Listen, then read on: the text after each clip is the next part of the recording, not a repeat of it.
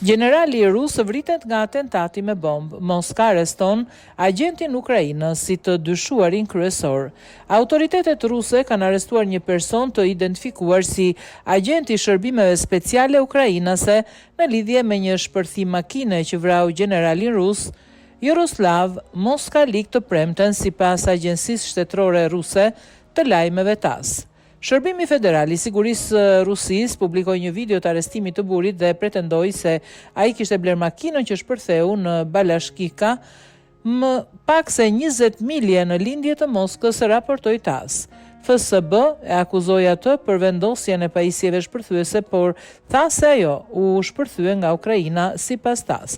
Ndërkohë, Kievi zyrtar nuk ka reaguar lidhur me ngjarjen, si dhe nuk ka marrë përsipër organizimin e atentatit.